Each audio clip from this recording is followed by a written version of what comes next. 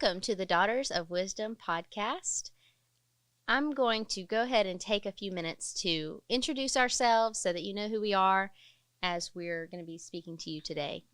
So, I am Shelby Camp, and I'm from Montgomery, Alabama. I worship with the Delreta Church of Christ, and my husband is Billy Camp, and we have 3 children, Kinley, Roman, and Lewis.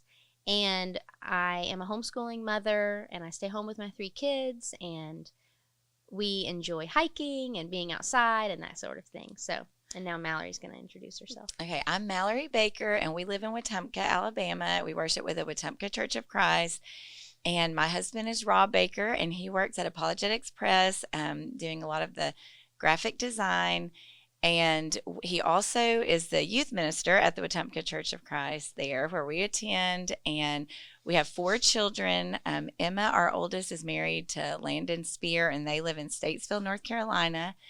And Anna is as our next. Anna, she is 19. And then we have Olivia, who's 16, and Grant, who is 14.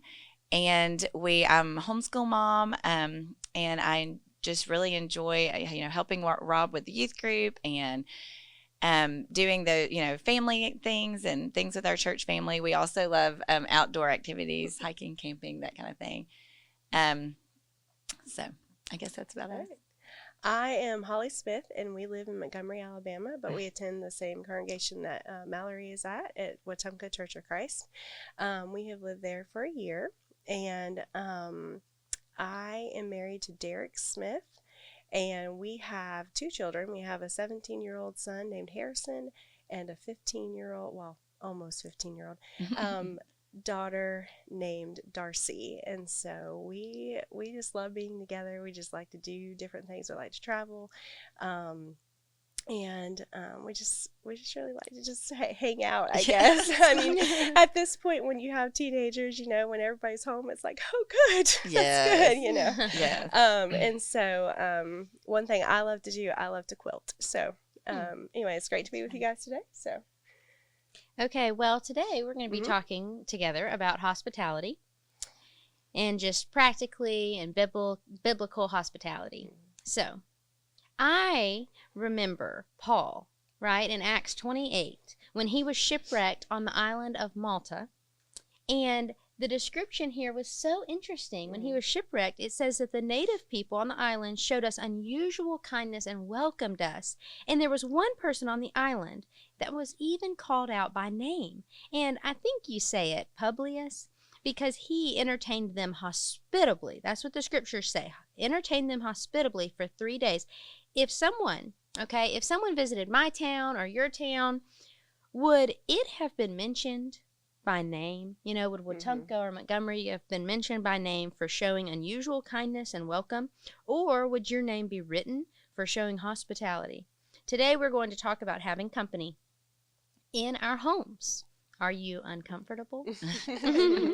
Sometimes I think that hospitality kind of gets a bad reputation because we're like, ooh, I don't really want anybody, my house is too small, or my house is too messy, or my house, or I feel awkward, or my husband is shy. And today we kind of want to talk about hospitality in a way that you can do this. It is commanded, and we're required to do it, and we can also do it wherever we are in whatever circumstance or using situation. whatever you have just share some with others. It's different from entertaining, for sure. Yes. It's just serving people in need in whatever way you can. Yes. Okay, so what is hospitality? The 3 things that I thought of that I'm seeing in the scriptures of what hospitality is or what it was used for is, first of all, it's a command from God. Second of all, it's a biblical practice. So it was a practice that was habitual, like it was just a natural, like obviously they were doing it often. And then it was also a soul-saving pursuit. So a command from God, Romans 12 verse 17 says, contribute to the needs of the saints and seek to show hospitality. This is, I think of showing hospitality to those who are weak in the church, those that need them, to kind of be roped in and pulled in, or you need to talk about a hard subject and maybe they're participating in some sort of sin. And the best way to do that really is to, maybe make some cookies and have them over for a cup of coffee to discuss that and do it in your home. And it's a great way to show love to those who may be struggling in your congregation, or for those that don't feel involved, bring in, someone that is like a weaker family and then a stronger family that will help connect them to others in the church. And so I think we see that, how do you take care of people? And if somebody has a need, they need a place to stay, or, they need a meal, that kind of thing, that hospitality can be used in that way. Again, in 1 Peter 4, verses 8 and 9, that we do this to show love to one another, because it says, above all, keep loving one another earnestly, since love covers a multitude of sins. And it's kind of like they go ahead and give us an example. Okay, how can we show love? Show hospitality to one another without grumbling. I like that, without grumbling, because I think it's because it's hard. Serving is hard and tiring sometimes. And I think about that when my children are watching, when we're getting ready for company. And then I open the door and I'm like, hi, welcome. When I'm thinking, what was I like? What did my kids, did they see me complaining? Like, let me do this without complaining, with a good attitude. Because sometimes we want to do it, but it can be hard and we can get a little stressed. And it takes a little work. And we don't want to be complaining about it, Okay, and then it's a biblical practice. We even saw in 1 Timothy 4 and 5, when they had come up with this system to take care of the widows. If the widows wanted to be enrolled into this system for the church to take care of you, one of the requirements was that that person had shown hospitality. And I just think that's so interesting, because it's like, okay, if you want to be taken care of by the church later, or while you're a widow, then it's something you had been doing. Yeah, you had been doing this previously. You had been hospitable, and so now the church will take care of you. And so, can you think of somebody in your life that has done this, that has showed biblical hospitality? So my parents are very good at this.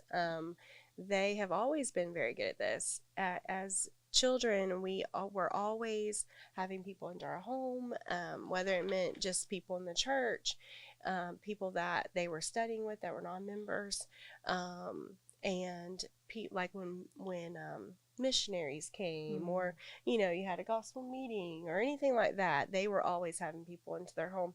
And now they have moved from the house that we grew up in, and they live on the river now, but they are constantly having people into their home.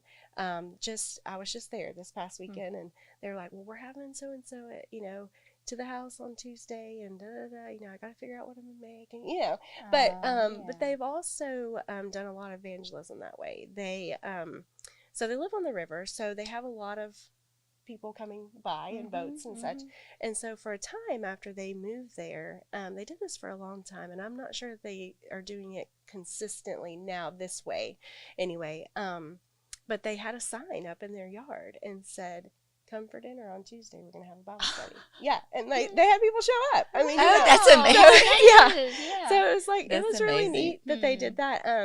I think it just kind of fizzled out a little bit, but they are constantly doing things like that. That's so amazing. Like just any kind of, meal, or having people into their home, spending the night, whatever. And they're very good at that. Very good at that. Oh, that is great, and that's really using what you have. Yes. Yes. That opportunity. Yes, and you mentioned evangelism, and I think that is the biggest thing with hospitality from the very beginning. Even in the Old Testament, God was like, in Leviticus, he was saying to the Israelites, he commanded them to show hospitality to the sojourners among them, and it wasn't so that to actually help the physical needs of the sojourners and that kind of thing. That it was only to bring them to the knowledge of the Lord, like so that my name can be spread among the nations. And that is what we're doing, is that we're going to have people in our home, and then when they go out, we hope that God's name is spread among the nations and all through the city. Paul had this same attitude, and in Romans 15, he said that he has reason to be proud of his work, and then he goes on to say, I make it my ambition to preach the gospel, not where Christ has already been named, but to those that have never heard and never seen it, and so that they will understand. And this makes me think of, what is our ambition with our home, with the use that of the blessings that God has given us or where he's placed us. I live in a small neighborhood in a small house, and in the place where God has put me, it's put me smack dab in the middle of the city. So I have major access to people and people in need. And one thing that I'm seeing is that it can really be used to teach the gospel. And so, like, you know, if you have a neighbor, who else is going to be teaching the gospel to this person if you don't? Right. You know, because you may be the only Christian that they're regularly coming into contact with. For my family, my dad is Matt Vega, and with his family, the reason that he became a Christian is because a neighbor, when he was growing up, my grandfather was not a Christian at all, and his neighbor kept bugging him, asking him over, coming over, and asking him to study and asking him to come to church, and my grandfather was not for it. And after a year or two, my grandfather walked over to the neighbor's house, and he was like, okay, I have a 2-year-old boy, my dad, Matt, and he was like, how can my boy be like your sons? Because the neighbor had these older teenage boys, and they were living a life different. And my grandfather noticed that, you know. And so even with your neighbors, you know, we think of coworkers and everybody, but so hospitality for non-believers. Having our friends over is great. Having people over from church is great, but we really want to focus on some practical ideas of how to have people over for the purpose of teaching them the gospel, getting them to the Lord, right? So who do you think of? Who do we invite? I think people that we are just associated with, maybe if we're working and we have coworkers, maybe if we have people that maybe we just come in contact with at Walmart. I mean, it's very easy to do that. I need to have some new ones made, but because now we live here. I mean, we live in Wetumpka, but we have cards that say, you know, give the times of the church services and such, and just say, hey, you know, please come, you know. And those ways that's good for people who you don't see but once, you know.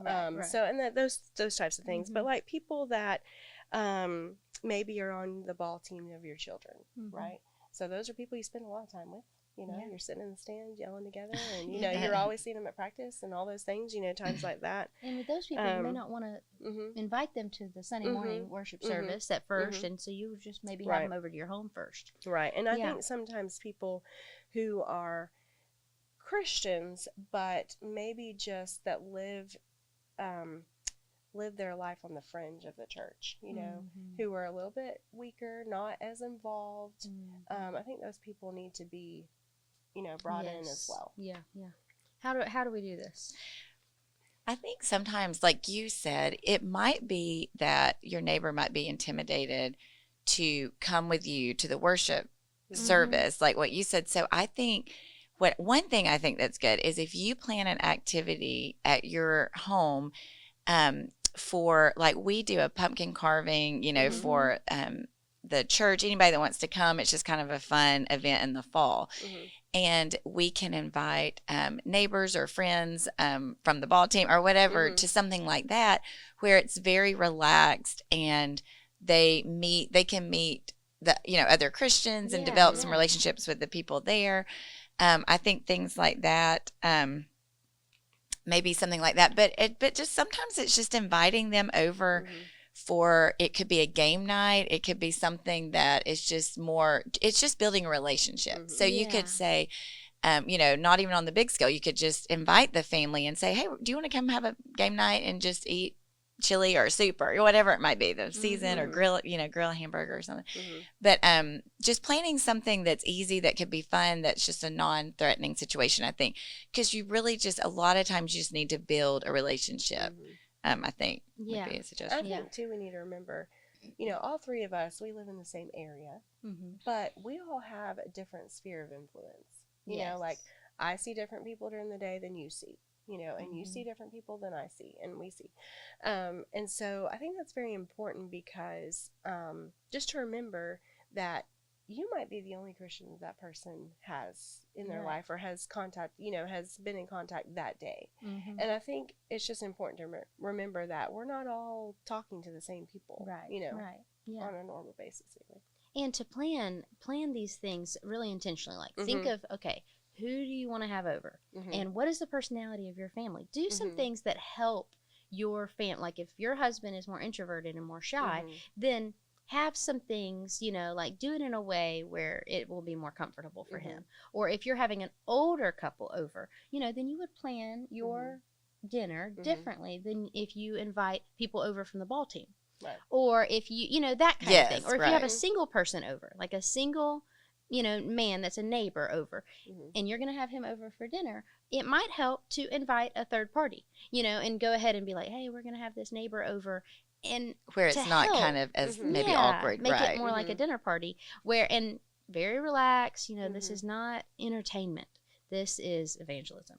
Like Okay. it's okay to use paper plates, or Yes, sometimes yes. the more you think you have to do, you could actually make your company a little bit And you uncomfortable don't have if to have it's dessert. formal. You don't have to have an assortment of drinks. Like they're just happy to be with you. Yeah. This is not a restaurant. This is like putting a hot dog on a paper plate. People like to be and in grabbing a people's bottle homes, of water I think, or whatever. So yes. Okay. So some of the things that I think of. How to be hospitable for evangelism when your family is really busy is to have some certain days of the week set aside for this purpose. So for us, it just helps us to have like, okay, hey, on Mondays, this is what our family does. And on Tuesdays, this is what our family does. Or something like that. Like, I read in a book one time the idea of Taco Tuesday, and that way when the husband was out and about, maybe he's at work and he gets in a discussion with a coworker and he's like, okay, I think this could go I think that they might be open to studying the Bible or at least coming to my house and building this relationship a little bit. He doesn't have to call his wife first and be like, hey, can so and so come over to the house for dinner tonight? It's like, hey, Tuesday my wife is making tacos. Would you like to come over 6 o'clock? Super relaxed, and it's already planned. Right. On Tuesday And at I 6 love that. o'clock, Like, we have tacos. And your children, they could bring friends on that day. Like if they have friends who, especially your teens, if they have friends from, that aren't Christian. I love that idea. I had not heard of that until you had mentioned that just having a night where anyone can invite someone. That I remember open. growing up, my mom always tried to get us to have our, nowadays you don't do sleepovers very often, but back then we did. And on Saturday night, she's like, if y'all have friends that want to spend the night on Saturday night, y'all can swim and I'm going to be grilling burgers and all this stuff. And she would make it really fun.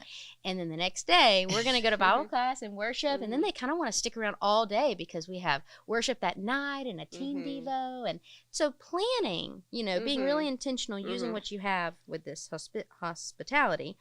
What other things can you do for neighbors? I think it was on Facebook where some friends of ours did an ice cream. It was like the beginning of summer maybe, and they just did a little ice cream thing at their house outside where they just invited all the neighbors. And I don't know, sometimes people, like we have in our little neighborhood, there a Facebook group where some of the people are on, or maybe you put a sign in the road where you could just say, hey, any neighbors are welcome to enjoy ice cream to celebrate the beginning of summer, or something that was very easy and casual. We had a neighbor that they hosted a little thing where they just invited the neighbors and all the neighbors brought something. And I thought, or around a holiday, maybe just a little open house where you had some, goodies or something that you invited the neighborhood. And people really do enjoy participating. Like to say, bring your favorite topping for ice cream, or I'm providing the ham, but you bring a side. Yes. Right. Or when they're coming over to your house and they arrive, sometimes it's helpful to give them a job. Put the ice and drinks, save something for them, just to make things comfortable. Where it's just something that they can pop in. And Instead I don't know of you just doing you all were the going serving. to touch on this maybe, but at Del Reyta, I know they had started this program called Hub that it started with the college, because they're very close to Faulkner University. So they started a thing where the college kids could come and have dinner at a home, and the members could come to meet the college kids. But what happened is they would all be in the yard of a home, and then the neighbors, the idea was the college kids could bring their friends who were not Christians to it to meet the church, and also anyone coming, the adult, could bring neighbors. It was just a random Monday night. A Monday, and it was on Mondays every Monday. Every Monday. And so I love that idea. You may want to touch on it a little bit more, but I love that because the neighbors are like, what's going on? And it was just, and you might want to touch, I mean, I guess you will maybe later about the food and trying to plan for that, but all the members jumped in and helped with that. And I think that was great. It's been a really good thing at Del Reyta. And other, when it's hosted at different members' homes, it kind of moves around. And so it might be at somebody's home, and those neighbors, it catches their attention. We're in the front yard, and it catches their attention, and then they come over. So and they'll intentionally invite their neighbors that week. And then it'll move to someone else's home. Is there a devotional at that, or is it just dinner? Okay, yes. I just wonder. We do different things. Sometimes it's a Bible discussion, or sometimes it's just we just read a few chapters out of 1 Peter, and it's just out loud Bible reading. A man will stand up and just lead it. Our college ministry usually handles what the activity will be. We've done service in the past, so we've done door knocking. Like if we have an upcoming VBS event, then it's like we eat dinner together, but then we're also going to walk around the neighborhood and just invite people that are out and about to our VBS. Or we've done, service projects where we needed to put those huge bags of rice. You needed to separate them out into quart-sized bags. And the community's like, oh, what are you doing this for? And they line up by the table and they start putting rice in bags. And it's just very just normal and natural. And our neighbors will even, the neighbors of people that are hosting, they even want to get involved. Like, can I donate drinks to that thing on Mondays? Or I think that's great. So it's really that's great to get the neighborhood. There's all kind wherever you are. It's just one of those things. We've had people host in itty bitty homes. We've had people host in an apartment complex, and so then we just meet out front in it, and that really and it's just like you can do any of this outside. An apartment, there's a lot of people around. Yeah. So all right. So I think of sometimes. It's like, what do I make? What do I make for these people that are coming over? Y'all have any good ideas for recipes? I would say that, you need to think of something that can feed a lot of people. That's not overly expensive. But the first couple things that came to my mind were like pasta dishes. That's something that's easy to do. I think we were talking a couple days ago about a pasta bar. Yes. So where you could just kind of build your own pasta. I thought that was a good idea. Like tacos are the same way.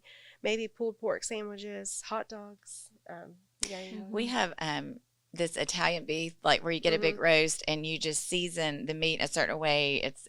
Shred it just on a roll with some chips. That we've done that. Baked potatoes, like you can do a lot of baked potatoes and wrap them in foil and put them in a cooler, and they stay hot for a long time. And then you could add barbecue, so you don't have to have quite as much barbecue. Sprinkle some toppings, barbecue or chicken or something on the baked potato, like a baked potato bar. I just think the food, I just don't think you have to stress as much about the food though.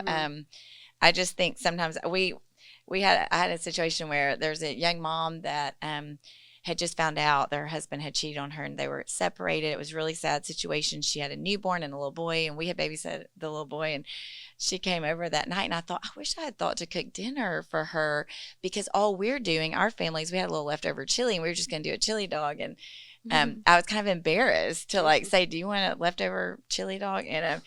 And so, but I asked her anyway, and she said, oh yeah, that'd be great. And so I didn't think anything about it. And years later, she said, that was the best chili dog I ever had. And that taught me that the food doesn't matter, that you can't stress out about the food. It was just that moment, that day, it meant a lot because she could, she could go back and not have to worry about food that night. But I think the food really, doesn't matter. It taught me a lesson because not to worry about the food. And I think we've mentioned hot dogs quite a bit. Yeah. Good hot dog. They're cheap. But it's fun, do you like to go outside? Yes. Yes. We have I really do like to go outside when we go to people's houses or they come here. But Especially in the nice weather, you know. Yes. But And I sometimes think if, it's very relaxed. I think it's a lot more relaxed. and if you don't have Mhm. room, you may not Yes, have room. yes, My daughter yes. and they're Mhm. newlyweds, and they Mhm. bought a table for outside Mhm. because they didn't have room really Right. inside. Oh, And she Right. said, yeah. "Now I'm excited I can have people Yeah, over." yeah. But- And I think we've done this too, where we have had people over. We did this actually during COVID because, you know, outside they say was better, right? Mhm. So we thought, well, let's do dessert. So we did like homemade ice cream, and people, you know, people brought the side, you know, stuff to put on it Yeah. and stuff like that. You know, just even a small dessert, you know, night Yes, is fun. So. And when you have like non-Christians over Mhm. for dinner, do Mhm. you pray before the meal? Definitely. Yeah. Yes. It's just such a Yes. great opportunity, right? For Yes. your husband to kind of take that leadership. It And, is. and sometimes, you know, if your husband is not as intentional, or maybe he wasn't, you know, Mhm. maybe shy, Mhm. to kind of nudge him and, Mhm. and kind of encourage that as the wife, Mhm. to Yes. encourage, or if you have a son, Right. you know, like Right. kind of go ahead and preface, like before the company arrives, okay, I would like Mhm. for you, you know, to say the Mhm. prayer. And hopefully your husband just kind of handles that. But if Right. he doesn't, like, this is Mhm. something a wife can kind of encourage. Mhm. What about when the conversation around the table starts being, you know, kind of quiet, or you feel Yes. awkward? Is there Yeah. anything that y'all do? It to can help that? that can happen when you have, especially when you have people that you don't know very well, you know. Yeah. I think we always just say, okay, why don't you just tell us about your life a little bit? Because, you know, Mhm. we don't know these people really. You Right. know, we don't know their background and all that. And I think that opens up a lot of discussion, you know, because you can say, oh, yeah, we had that too. Or we went, you know, we lived Mhm. in that area too. You know, I Mhm. think it's just a good way to really get in touch with people and just really get to Most know people them. can talk about themselves. Yeah. Like, not Yeah. in a selfish Right, way, but like right. they just, that's something But that's they something can they know. answer. Right. And Mhm. it's an open-ended question. Yeah, what do you do? And I do think games are good if it Mhm. gets to be a little, and we have this game that it's just like this little wood box. It's just the penny drop game that someone introduced us to, but it's a really fun little game that you pass around. And anyway, I won't explain how to play it, but it's just very easy and very you don't have to like stress over learning how to play it, but it just opens some communication and fun. Like I just think maybe a game is good sometimes to do. Yeah, we have we do pass the pigs, and that's another just, Yes. you know, and it's so silly and Mhm. easy. All ages seem to like it Yes. and everything.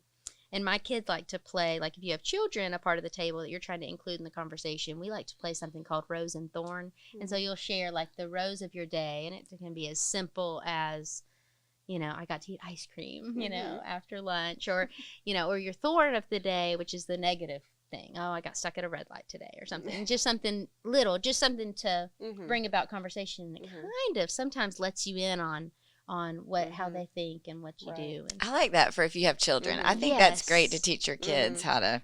it gives them something to do, and then it will show, like, if the people that you're having, if they have children, it also gives you a little insight to them, and it involves their children if they want to participate. Right. You know, I have a very my friend is very hospitable, and she is always trying to study with other people, and she notices, you know, people, her coworkers or so, that are not Christians, but her husband is very shy. And so this kind of goes along with the games and stuff. But one thing that we do, if you feel shy or whatever, is we play the pick 3 game. And that just means before you have company, we're picking 3 couples. So in all, we have 4 couples. And so you have the one, because I know that maybe my husband can't jump in, and he's not very, you know, like, it'll help him feel like, so maybe invite his friend. Somebody that's really comfortable with him. Yes, and he's very comfortable with, and then somebody that you know can carry the conversation and really help, and then you have the one that you're really working on, the one that you're wanting to have over. One thing I thought was neat one time when we first moved to Montgomery, we worshiped at Del Rita, and someone invited us over, and they said, you tell me one family in this congregation that you would like to get to know better, and I'll invite them with you. I thought that was neat, a neat thing to do. So we got to pick, we'd like to know, you know, I thought that was kind of a neat thing. Oh, that's a great idea. All right. What about the time? You know, how long do you stay in someone's home, or how long do you keep someone trapped? Have you ever felt? Yeah. I think sometimes what we do is we'll say, okay, if you guys want to come over from like 5 to 8 or 6 to 9 or whatever, just kind of give it a time limit. just Yeah, because beforehand. because my husband has to get up early to go to work. So usually my son does too. And I'm a very early riser. Yeah. And so, so like we got to go to bed, Mhm. And so I think also when we go to people's houses, I think we need to be mindful of that for them as well. Mhm. I mean, especially if it's on a work night, where Yes. they've got to Right. get up and go to work the next Even if morning. they seem like they just love Right. having you here, and they do Right. love And they having do. you. They do. Or But if they have just small children, like there's a Right. lot of Yes. factors Right. there Yes. sometimes Yeah. with Yes. that. I think we And just need to be mindful. yes. Mhm. And with strangers, like when you have like a very new person like that you Mhm. just met and you're Mhm. trying to work toward having a Bible study, Right. you're going to, you know, work toward that Bible study by having them into your home for dinner. Mhm. But you really, Rob Whitaker does a really good job of setting time limits Mhm. on how long do you study with someone and how long. Mhm. But even that initial visit, Mhm. don't go past an hour and a half on Right. dinner time. Don't be keeping these people for more than an hour and a half. It's different when you're having friends, maybe, but Mhm. when you have these people that you're like, okay, well, I'm going to have them over for dinner for an hour and a half, and then afterwards I'm going to be like, this was so much fun. I don't want to keep y'all long, so we'll Mhm. just end the night here, and it was so Yeah. good to meet you. Mhm. And, that kind of thing, so that you can follow up and Mhm. text them and message them later, or that night be like, okay, so what about on Thursday? Would you like to get coffee on Thursday? I would love to Mhm. study the Bible with you. Would you enjoy Mhm. that? And almost always these people say yes. Mhm. And it's because you've already had them in your home. Right. And then another thing that Mallory, well, I shouldn't have said her by name, but there are like Cindy Colley, she did this with, it's just been a trickling of training, the older women training the younger women Mhm. using that scripture, but they do, family Bible time. And, it's just kind of like in Daniel. This is just what our family does every night, before bed. And so after dinner, we would move into the living room and do like a little family Bible time, a Devo, a game, or whatever. And just include the Mhm. company. Yeah. Yes, and you Mhm. include the company. And Mallory had us. I think it I was really my don't husband. even, I don't think I remember She this. doesn't even remember it. But I'm like, I came to your house and I think I was just dating Billy at the time, maybe. And we came over, and Billy didn't grow up in a Christian home. And so he was just like, wow. And so now we implement this in our home because of the example set. And so doing family Because you Bible might time. be tempted to not do it with company Mhm. because you think, oh, we normally do our family Bible time now, but I don't want to make the visitors uncomfortable. Mhm. But go ahead and do it and include the visitors in a way that doesn't, because you just never know. Like, you Mhm. never know. Not that you're trying to say, oh, look what we do with our kids. But I do. I think that it Yeah. provide. We have had. I don't really. We have had people say like, "Oh, we've done that with our kids now." Yeah. And I think it actually, we includes- started it because we saw a family do it. That's why we had started. We Right. were in a Mhm. home that did it and included us. And so I think sometimes just don't shy away. Again, don't make it Mhm. long and keep them too long. But yeah. Yeah, it probably makes them feel too like that you're including them not only in your In home family. but in your family Yeah. time too. Which makes it more intimate and Mhm. everything. So, Mhm. well, in conclusion, what happens when we obey this command of hospitality? I Mhm. think that what you said, Mhm. they become family. Right. When you have people Right. in your home, then it becomes family. Whether it's Mhm. members of the church or it's the lost, hopefully they Mhm. will, Right. accept, obey the gospel and become family of God. And you build those relationships. Yeah. Yeah. So, and souls are added, and so this really does work for evangelism. We could keep going and going and going, but we're gonna cut it off here, and we just want to encourage you, plant that seed and allow God to win souls for His kingdom by using the home. Your home as a tool. Yeah, your home is I think one of the most rewarding tools. So Mhm. anyway, Mhm. yeah, thank you so much.